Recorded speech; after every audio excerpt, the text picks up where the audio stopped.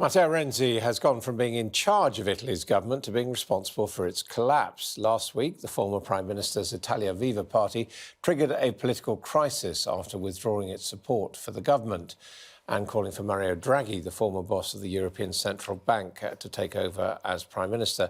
I spoke to Matteo Renzi this morning and began by asking him what he believed this move had achieved. Now the situation in Italy is better than 2 weeks ago because thanks to our effort and thanks to great vision and leadership of President of the Republic, Sergio Mattarella, we will have a new government, a new cabinet led by probably the most impressive and able man in the Italian politics, who is Mario Draghi, former president of ECB, European Central Bank. So we lost a lot of consensus because a lot of people told us, why you open a crisis in the middle of pandemic? But thanks to this decision, now we have a government more powerful, and I think a government more able to achieve the result of fight against pandemics. Personally, you yourself are now a long way from power. You were once a very popular prime minister. What's gone wrong? I think that is normal in politics, and particularly normal in Italian politics. Then, of course, I made probably a lot of mistakes because it's a part of life. No one could say, I cannot... I didn't make mistakes. In my case, in my situation, when I was prime minister, we tried to make a lot of things to change the labor market in Italy, to guarantee a new law for civil rights. We invest in the first cabinet of 0.5% of women. So we are so proud for our past. But now that is the past.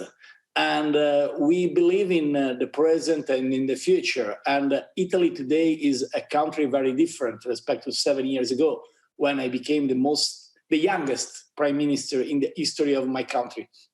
Now we have a situation very difficult for pandemic. We have a lot of problems in the jobs. My priority is not to think about myself, but think about my country. And so I know I lost consensus with this decision. I lost a lot of ranking in the polls.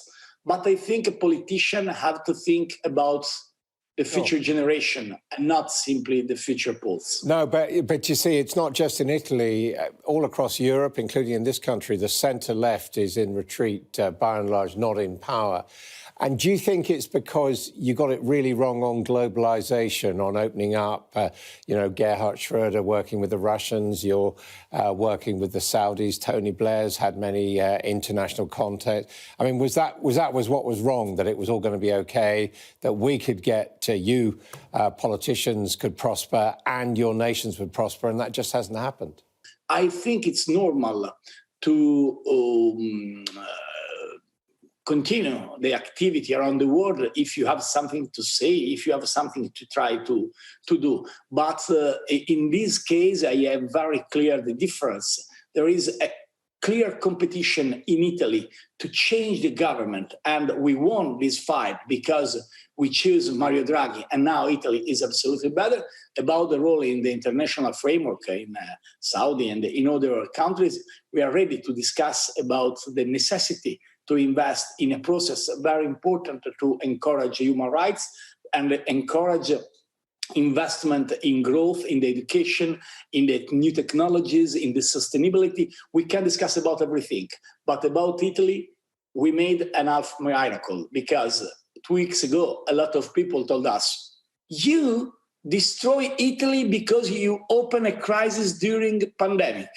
Now everyone recognizes how is important to have 209 billion of euro who come from Next Generation EU, and that money will be in the hands not of the former politician, but a guy as President Mario Draghi, who is absolutely the right man in the right place. Okay, and what do you think of Boris Johnson? I worked with Boris when he was mayor, and I was mayor. I was mayor of Florence. He was, of course, mayor of the great city of London. And I appreciated his job as a mayor. Then he became national leader in a position I don't appreciate it because I'm so sad for the decision of Brexit. So I have a lot of respect, but I didn't agree with his position about Brexit. Now Brexit is done. There is a new challenger for UK. I think that decision was a mistake from my friend Boris Johnson, but of course, for the love I have, and we Italians, we have for British people, a great good luck for the new life out of EU. Personally, I'm so sad because I think we lost an opportunity as European, and I think you as British, you lost an unbelievable opportunity.